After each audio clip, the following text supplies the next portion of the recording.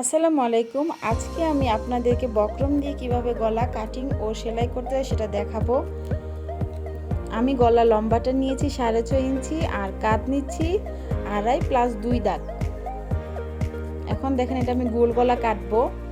গোল গলা দিয়ে একটু সামান্য ইঞ্চি ফাড়া দেবো আর কি। এই ডিজাইনটা করবো আজকে আমি। এইটাই কাটিং করে আজকে দেখাচ্ছি আপনাদেরকে। দেখেন, তাহলে আপনারা এইভাবে যদি কাটিং করেন তাহলে অনেক সুন্দর করে কাটিং করতে পারবেন।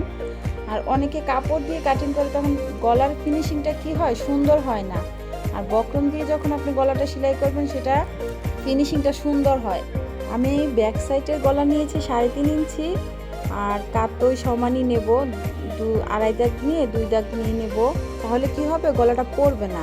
তারপর আলাদা একটা কাপড়ে আমি সেলাই করে নেব আগে।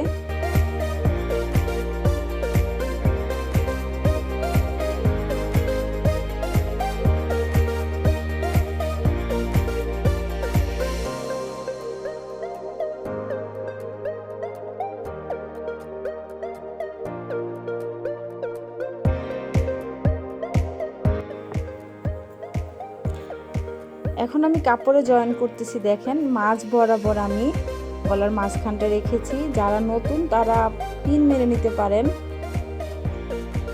এখন মাঝখানে আমি কেটে দিচ্ছি। আমি কিন্তু বক্রমের সাইড করে গলাটা সিলিয়েছি। এখন উল্টানোর পর একটা চাপ সেলাই দিচ্ছি। দেখেন, এখন দেখেন চাপ সেলাই দেওয়ার পরে গলার ফিনিশিংটা কত সুন্দর হয়েছে। কাপড় দিয়ে সেলালে কিন্তু এত সুন্দর হবে না। যারা নতুন সেলাই কাজ শিখছেন, আপনারা এইভাবে যদি গলা সেলাই করেন তাহলে আপনাদের গলার ফিনিশিং অনেক সুন্দর হবে।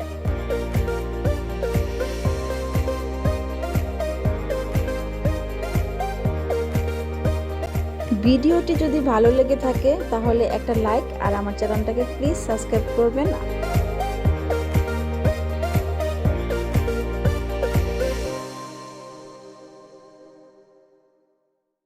দেখতে পাচ্ছেন আপনারা ফাইনাল লুকটা কত সুন্দর হয়েছে। আজ এই পর্যন্তই। আল্লাহ হাফেজ।